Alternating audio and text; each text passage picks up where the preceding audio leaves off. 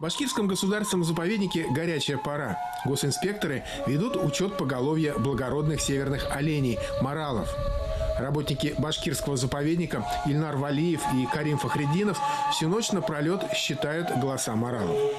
Для этого нужно лишь сымитировать рев молодого самца. Кстати, этот звук удачно издается на курае. Услышав рев чужака, самцы морала идут на него и издают ответный. Да, обычно вот самцы только ревут. И по звуку, как сказать, если старший морал, у него звук грубее. Вообще моралы были завезены в башкирский заповедник в начале 40-х годов. Когда-то эти олени обитали на Южном Урале. Были найдены их кости и черепа. Потом по неизвестным причинам они исчезли. Может быть, мигрировали на север. Чтобы восстановить разнообразие животного мира, и было решено выпустить на территорию заповедника в 1941 году 39 особей. Моралы прижились. Когда завезли моралов, они хорошо расплодились и хорошо акклиматизировались. Даже вот есть данные, что в европейской части России наиболее благоприятно для акклиматизации моралов это считается именно Южный Урал. И было, что по природе Южный Урал даже совпадает с севером, хотя вот этот северный север является родиной благородного оленя. Завезли, конечно, для сохранения численности, и вот на территории они хорошо расплодились и расселили не только территорию башкирского заповедника, но и Республика Башкортостан. Они достигли до 1000 голов, Республика Башкортостан, а на территорию считался где-то 350-370 голов. И в зависимости по годам численность колебался. Но в последние годы численность у нас уменьшается, сокращается. По словам Марса Набиуллина, моралы постоянно мигрируют по огромным территориям в поисках корма и солонцов.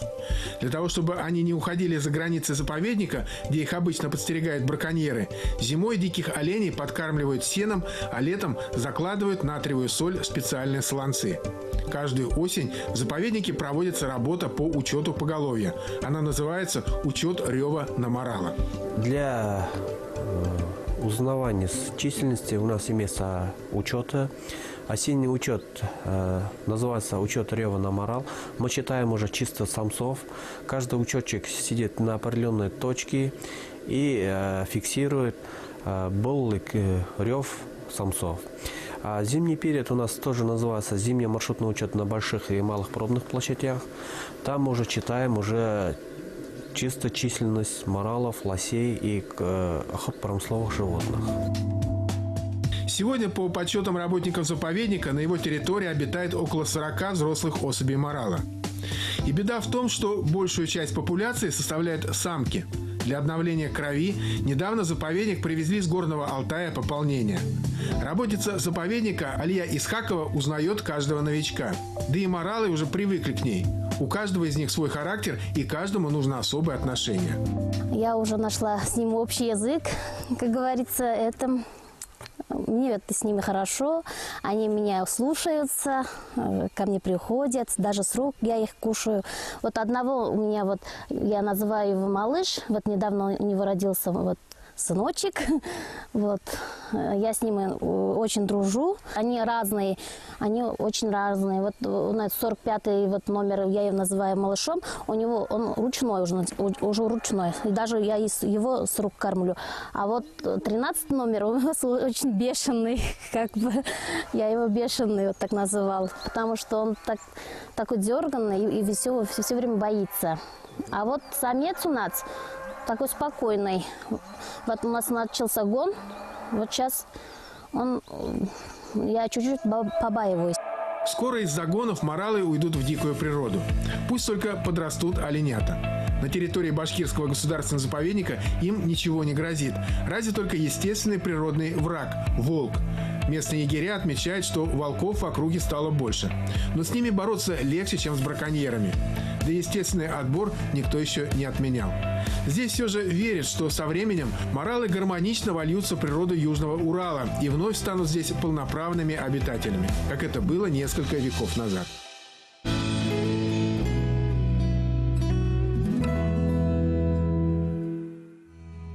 «Живи, родник» под таким названием проходит акция, объявленная башкирским отделением Русского географического общества. К столетию Республики Башкортостан запланировано обустроить 100 родников. В прошлом году об участии в этом проекте отсчитались 23 местных отделения Русского географического общества. Есть у нас в республике и уникальные родники, аналогов которым нет во всем мире, и они тоже нуждаются во внимании. Один из них – озеро родник Сарва в Нуримановском районе.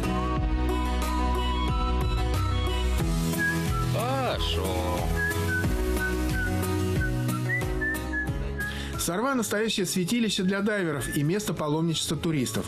В минувшие выходные во время нашего погружения на родник в течение 2 часов заехало больше десятка машин из самых разных регионов России. Кто-то фотографируется на фоне Сарвы на память, кто-то набирает из источника воду, кто-то просто сидит у воды. В последние годы Сарва изменилась. Появилась беседка для туристов, аншлаги, берега источника всегда чистые. Да и сама одноименная деревня стала оживать. Строится дорога, отремонтировали мост через реку Сарвинку. Вместо брошенных нежилых домов в селе появились коттеджи. Однако все это сверху. А вот что творится на дне одного из самых больших родников на Урале, мало кто знает, кроме дайверов.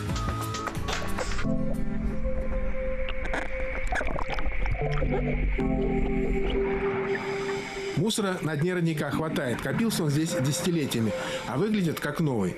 Резиновые калоши падали с ног местных жителей. Берега обрывистые, словно стенки стакана. Пластиковые баллоны, консервные банки после пикников туристов, видимо, смывало талыми водами. Стволы деревьев падали с крутого склона. Все это не украшает Сарву изнутри. Мало того, пагубно влияет на состав самой воды, истекающей из родника. Очистить бы дно. Есть в Уфе, и не только в Уфе, но и в других городах республики, сообщество дайверов, которые могли бы соорганизоваться на субботник. Волонтеров можно собрать, но нужно профинансировать и подготовительные работы. Аренду спецтехники для подъема мусора с глубины более 30 метров, обеспечение безопасности погружения, забивку баллонов воздухом и так далее. Если найдутся такие меценаты у нас в республике, благодарность им будет храниться в сердцах не только самих сарвинцев, но и тысяч туристов, посещающих этот удивительный источник.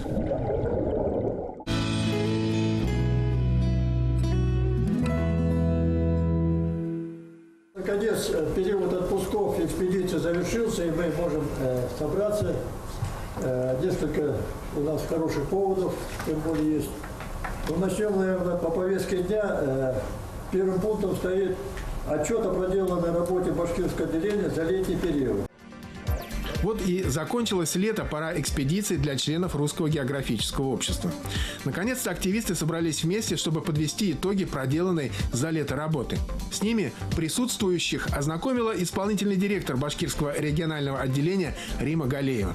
На сегодняшний день в Башкортостане работает 67 местных отделений РГО. В этом году еще 2 были созданы в Орджоникидзевском и Советском районах столицы республики. По словам исполнительного директора, большая часть местных отделений работает добросовестно, участвует в мероприятиях, конкурсах и акциях, проводимых региональным отделением. Для выявления лучших в этом году был объявлен конкурс «Лучшее местное отделение РГО». Местные отделения также создали свои сайты Янаульское, Бураевское, Бежгулярское и Лишевское. И на сегодняшний день 24 попечительских совета местных отделений создано и 5 в процессе создания.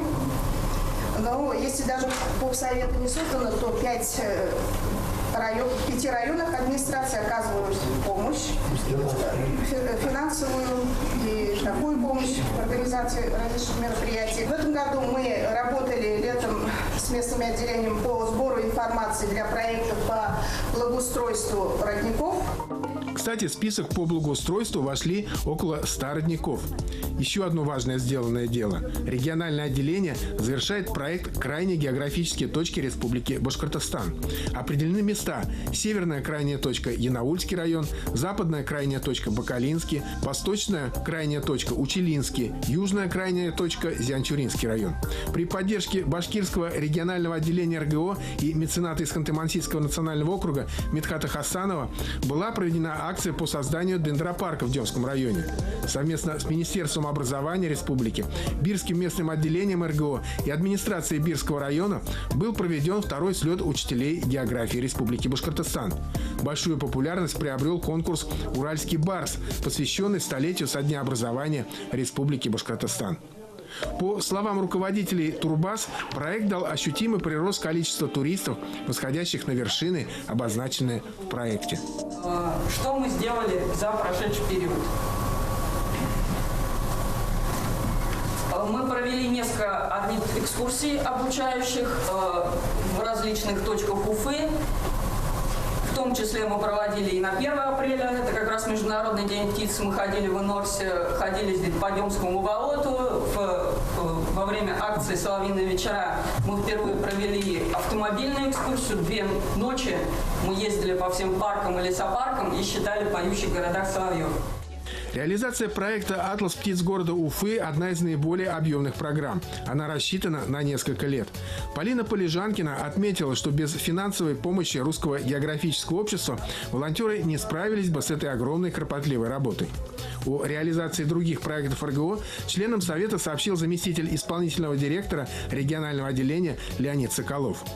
Один из них – это создание в Уфе туристического комплекса «Медовая деревня». Пока концепция проекта проходит этап согласования в правительстве и в различных профильных ведомствах. Кто нам помогал, кто, участвовал в разработке, это ученые БГУ, Аграрного университета, ВЭГУ, администрация президента помогала нам и Министерство экологии. Проделана следующая работа. Во-первых, определен сам участок месторасположения Медовой деревни. Она будет находиться рядом, там дальше, с санаторием «Зеленая роща», так называемая «Лысая гора». Также на заседании Совета были заслушаны доклады спелеологов о летней работе по очистке и топографическим исследованиям Киндерлинской пещеры, о поисковых работах башкирских альпинистов в горах Памира. Самый торжественный момент заседания. Председатель Башкирского регионального отделения Русского географического общества Камиль Зиганшин вручает удостоверение новым действительным членам. Заслужить это право непросто. Например, нужно совершить путешествие по самым экзотическим странам Южной Америки. Очень серьезный путешественник, огромную работу ведет по популяризации башкирского отделения Русского географического общества. Не только в России, но и за рубежом, особенно в Южной Америке. Поздравляю. Спасибо. С 80-летним юбилеем на заседании Совета Башкирского регионального отделения поздравили одного из старейших членов Русского географического общества, заслуженного учителя России, мастера спорта СССР по туризму, заслуженного путешественника России, почетного краеведа Республики Башкортостан Вадима Александровича Марушина. Есть у нас гигант, глыба. Это человек, с которым я боюсь здороваться. У него 80 лет, лапа как у медведя. Кости хрустят, я его всегда это говорю осторожнее. У нас высшая награда нашего отделения – это почетная грамота. Вы награждаетесь за большой вклад в развитие туристической, краеведческой деятельности Республики Башкортостан и плодотворное географическое воспитание подрастающего поколения почетной грамотой Башкирского отделения Русского географического общества.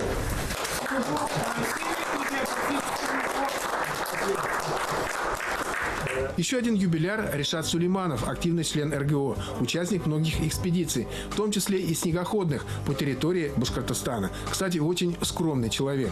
По любому вопросу, можно сказать, последний отдает, но решает вопросы. Сколько раз мы обращались, никогда не было отказа. Любую помощь оказывал, пассивную. Мы тоже не наглели. Спасибо, как это рассказывает. В итоге на заседании Совета были приняты решения о дальнейшем продвижении проекта «Уральский барс», спелеологических исследований и экологических мероприятий в пещерах Башкирии и других мероприятий Башкирского регионального отделения Русского географического общества.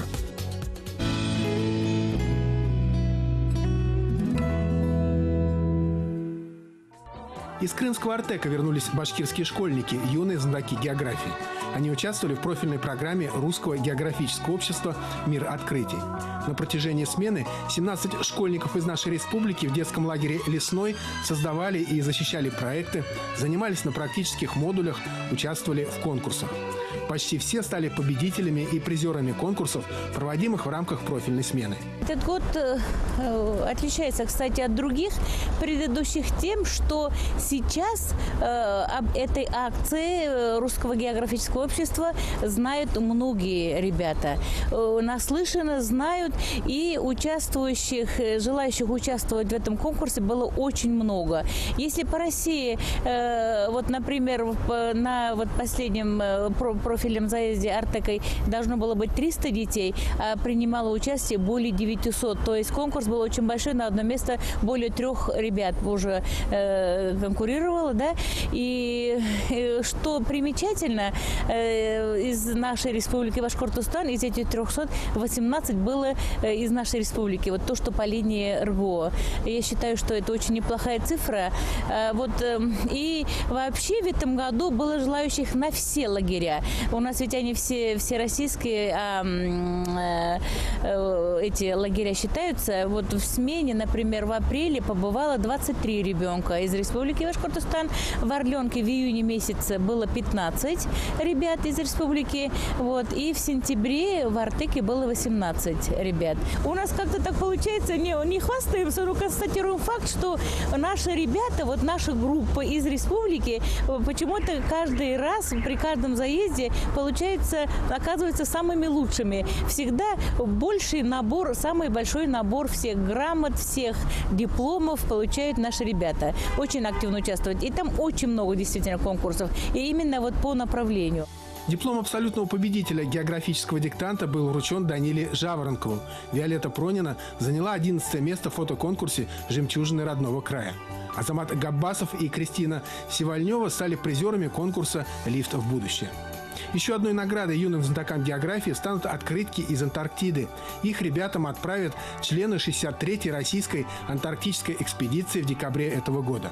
Открытки с изображением Артека и своими адресами ребята на закрытие смены передали полярникам. Поставив штемпель полярных антарктических станций и штемпель экспедиции, наставники артековцев отправят им свои послания с самого холодного материка Земли.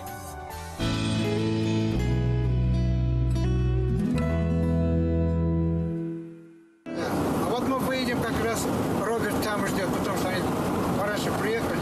Ладно. Краснокамский район, деревня Старый Буртюк. Мало кто знает, что 86 лет тому назад здесь произошла трагедия, которая потрясла весь мир. Ей были посвящены заголовки почти всех европейских газет. 12 сентября 1931 года в небе над Башкирией произошла авиакатастрофа. Французский самолет Д-33, совершавший беспосадочный перелет по маршруту Париж-Токио, потерпел крушение. Один из пилотов спасся, спрыгнув из падающего самолета на парашюте. Второй пилот и механик разбились. Была точно такая же погода. Шел моросящий дождь. Как оказались французские летчики на нашей территории, это началось в 1930 году. Французская самолетостроительная компания построила 2 самолета Д-33 Диву-1. И с первых дней появления самолетов началась битва, соревнования авиаторов за скорость, за высоту, за скорость, за дальность полета и за грузоподъемность. Первыми шли итальянцы, и французские авиаторы решили пойти на установление мирового рекорда по дальности полета. Воздушное пространство СССР, они вошли со стороны Варшавы, Москву пролетели после второй половины 11 сентября. Погода была хорошая. Потом трасса, тогда называлась воздушная линия, пролегала Москва-Горький, Казань, Янаул, Свердловск. Они взяли курс на юг и оказались в воздушном пространстве нашей республики. Погода ухудшилась. И в это время у них к ним пришла еще другая беда. Это неисправность двигателя. По одним данным, по другим рассказам, по воспоминаниям Марселя Дарре, услышал был хлопок в районе крыла, и самолет начал терять управляемость. Первыми об этом далеком происшествии начали собирать сведения калтасинские краеведы. В местном музее даже есть стенд, посвященный французским летчикам. Когда-то деревня Старый Буртюк относилась к Калтасинскому району. Сегодня в ней живет заслуженный пенсионер, бывший учитель Салих Низамович Низамов. Он единственный косвенный свидетель той катастрофы. Место падения ему показал отец. Здесь еще в 13-летнем возрасте я с отцом, мы с отцом пасли коров, жителей устья Танапа. И здесь мой отец мне рассказывал об этой истории. Далее он мне показывал место падения. Вот эта траншея, яма тогда была довольно свежая еще. Вот. Ну, сейчас очертания стерты, немножко, все-таки можно угадать. Далее, вот это довольно было глубокое. Сейчас вы видите, самолет, видимо, врезался с той стороны. Здесь копали яму, скажем, могилу для временного размещения тел погибших. И они какое-то время они находились здесь. И можете даже идти посмотреть, то ли матушка природа посадила куст боярышника, как памятник этим погибшим. На месте временной могилы, где жители села захоронили французов, сегодня растет куст бузины. Позже приехавшие работники ОГПУ увезли тела в Уфу. Оттуда со всеми почестями сопроводили в Москву и дальше в Париж. Во Франции Жозеф Любрикс и Рене Месмин признаны национальными героями, покорителями неба. В их честь названа улица в Париже. Когда я бывал в Париже, я часто проходил мимо улицы, которая названа именем Любри и Месмена. Тогда я еще не знал, кто это такие. Когда я стал этим интересоваться, я с удивлением обнаружил, что местом их гибели значится Уфа. Я выяснил, что это французские авиаторы, очень известные авиаторы, которые потерпели катастрофу в небе над Башкирией в 1931 году. Во Франции они считаются национальными героями. Об этом говорит хотя бы тот факт, что прощание с ними состоялось в соборе Парижской Богоматери. Через год после смерти Любри о нем была написана книга, предисловие, которую написал известный французский писатель Антуан де Сент-Экзюпери, который сам лично был знаком с Жозефом Любри. Кстати, что касается самого самолета Д-33. Это была первая в истории крылатая машина, полностью собранная из алюминия. По словам Салиха Низамова, ОГПУшники тщательно собирали все ее детали. Конечно, позже самолет был передан французам. Однако стоит отметить, что вскоре после этого случая в СССР появился аналог Д-33. Самолет, на котором свои рекордные полеты совершил Валерий Чкалов. Самолет был построен в 1930 году с применением современных технологий того времени и полностью металлической конструкции, и воздушный винт даже был металлическим. Двигатель имел мощность 650 лошадиных сил. Расчетная скорость у Земли была 245 км в час. Предполагаемая практическая дальность 11 тысяч километров. В ближайшее время Русское географическое общество планирует провести раскопки на месте падения самолета с помощью башкирских поисковиков с применением специальных приборов. А в будущем здесь будет установлен памятный знак. Каждый народ должен знать свою историю. Те, кто не знает свою историю, не знают ничего практически. И вот я, живя сколько лет на территории родного Краснокамского района, вот услышала вот эту историю. Вот Рифкат Карамович позвонил на словах мне, когда он мне сказал, что здесь такое крушение, падение самолета было, что это такой год, что 2 летчика спаслись, вернее погибли, 1 спасся. То есть действительно я сразу задавала вопрос и бывшему директору районного историко-краеведческого музея, совету ветеранов. Мы эту тему подняли, и вышла у нас огромная статья на страницах нашего районной газеты. История – это те моменты, которые наше поколение должно знать. И вообще вот такие мероприятия, огромное спасибо, конечно, кто вот сегодня начал эту работу. Эту работу нужно продолжить и поставить какой-то памятный знак в память вот этого события. И в плане патриотического воспитания подрастающего поколения это событие имеет огромное значение. Представители Альянс Франсес Уфа надеются, что французская сторона тоже примет активное участие в увековечивании памяти французских пилотов на башкирской земле. И это станет еще одним шагом укрепления дружественных связей между Россией и Францией. Наша организация Альянс Франсес Уфа объединяет друзей французского языка, французской культуры и истории. И, конечно же, этот случай не остался вне нашего внимания. Я очень рад, что совместно с Русским географическим обществом, его башкортостанским отделением, в настоящее время мы ведем работу по поиску партнеров как во Франции, так и в России, и у нас в Башкирии, для того, чтобы достойно увековечить память погибших героев.